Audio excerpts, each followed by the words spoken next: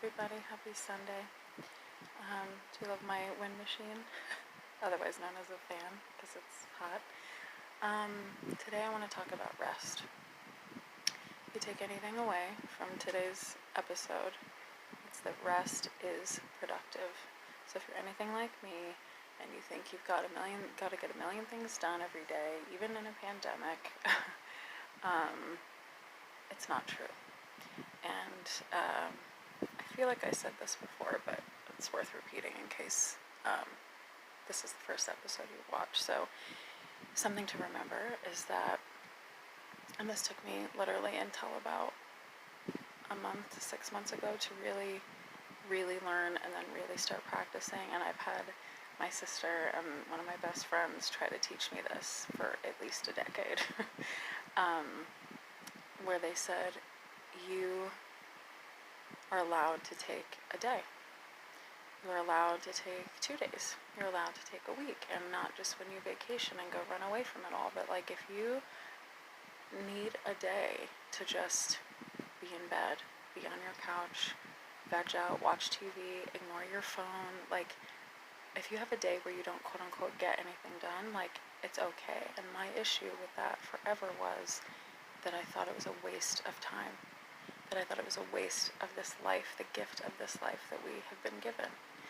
And I just was never okay with that, you know. And I think for sure, like a long time, especially in my 20s, I think I thought that my worth as a human was tied up in my productivity, which is also not true. You know, so maybe that was part of it too. It was like, well, if I'm not doing anything, then I'm not worth anything. Yeah, self-worth is interesting. Maybe I should do another one on that. But what I said, I think it was one of these episodes, or maybe the Mindful Morsels program, is that the truth is, even if you take one of these days, like for me, I'm, you know, a huge Harry Potter fan. It's kind of like my comfort zone. It's my wubby. It's my, yeah, it's like my blankie for me, even as a full-grown freaking adult. So if there's a day where I can't handle it, you know, I will just kind of stretch out on the couch, and usually Harry Potter's on one of the channels, you know, or I can go to any of the things and streaming things and watch it. But it's for a majority of the year, it's like on TV. It's on one of the channels. It's just really funny that way. So it's like the default thing we'll have in the background, or that I'll just lay there and watch. And I can spend a whole day doing that sometimes. I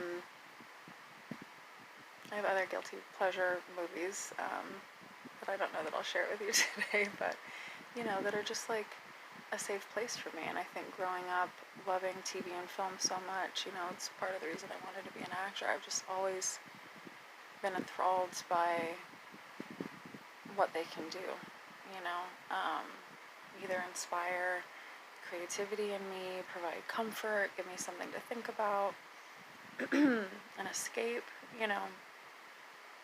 But anyway, so what I want to say is that, you know, and I'm not saying don't also go for a walk that day. Like, rest can be also laying in bed till noon. You know, maybe you don't even leave the bedroom that day. You know, maybe it's ignoring your phone. I know I said that, but I swear to God, that has become like a lifesaver, especially in times like these. Like, rest can mean mental rest. It can mean resting from all the stimuli that's available all the time, 24/7 right now. Like, that's not healthy, and it's not natural, and it's not good. It's just not for our mental health. So just like taking a day to ignore social media, or ignore your emails, or ignore your texts, like pick one. If ignoring your whole phone freaks you out, like pick one. I'm going to stay off social media today. I'm going to ignore my texts today. Because the truth is, if anything is crazy important, someone's going to call you, hopefully. And if they don't, that's kind of on them, right? So you can have your ringer on, I guess, but turn off all your notifications. Like, I don't know, you know, but just play with it. And I think just giving yourself that mental rest and that disconnection, words, just like, like I just got to put it down. Like, it can rejuvenate you like you've never even, no, it's crazy. And I'm just now doing this. And I was like, what have I been waiting waiting for. I think I'm going on so many tangents, but it's all tied up in rest.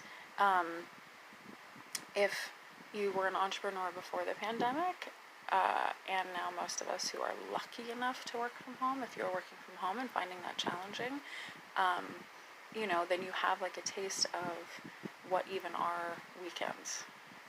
Like there's always work to be done. So shouldn't I be working because I can, because I'm home, because I have the stuff, because there's literally always going to be something to do. You're never going to get it all done. Spoiler alert, you won't.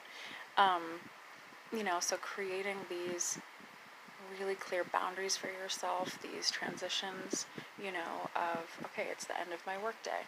Okay, it's the end of my work week. Like, whatever it is. Maybe your weekend's Monday, Tuesday, and you just kind of do life differently, and, like, that's awesome.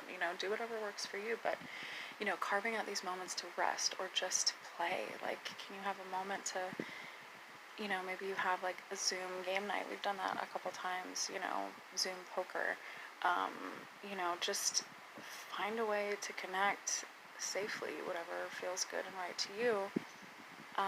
Anyway, but what I want to say before my little timer runs out is every day you take a day like that, for rest, for play, for disconnection, whatever it is, every time you take one of those days, the proof is actually that you've woken up the next day to have another go at this thing called life. And again, sorry if I'm repeating myself, but I think that's really important to remember, and that's the biggest lesson I've learned in the last, I don't know, a long time. It's big. It's a big one for me.